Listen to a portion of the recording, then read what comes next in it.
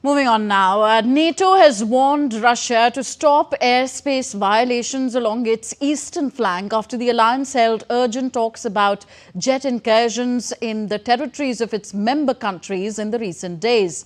Russia denied the allegation, calling the charges completely unfounded. Ukrainian President Zelensky, meanwhile, met his Kazakh counterpart on the sidelines of the UNGA in New York.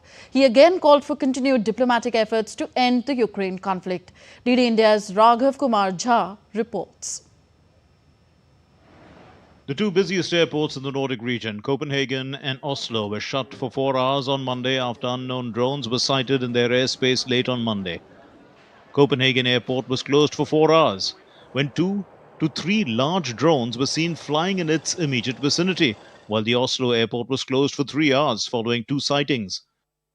Some 20,000 passengers got stranded at these airports as around 100 flights were either cancelled or delayed.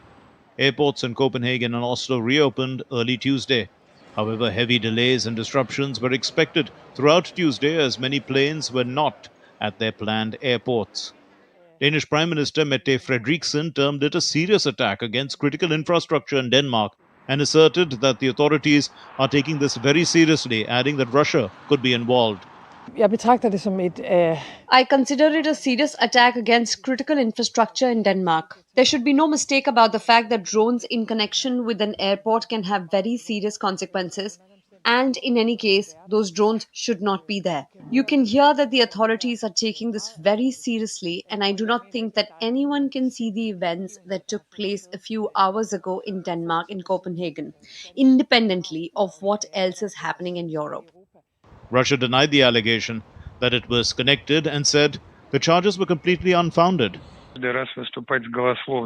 If ones make those unfounded accusations and they continue doing it, such statement cannot be taken seriously. We hear those unfounded accusations very often. Maybe a side that hold a serious and responsible position should not make such statement time and time again. NATO on Tuesday warned Russia that it would use all means to defend against any further breaches of its airspace, after the downing earlier this month of Russian drones over Poland and Estonia's report of an intrusion of Russian fighter jets last week. Following the meeting, allies issued a strong statement of solidarity and resolve. They condemned Russia's reckless actions, which are escalatory, risk miscalculation, and endanger lives. Allies affirmed yet again that our shared commitment to collective defense is unshakable. We do not want to see a continuation of this dangerous pattern by Russia, intentional or not, but we stand ready and willing to continue to defend every inch of Allied territory. Meanwhile, Ukrainian President Volodymyr Zelensky met Kazakh President Kassym-Jomart Tokayev on the sidelines of the UN General Assembly in New York. The Kazakh president called for continuing diplomatic efforts aimed at finding ways to end the conflict. Raghav Kumar Jha's report, DD India.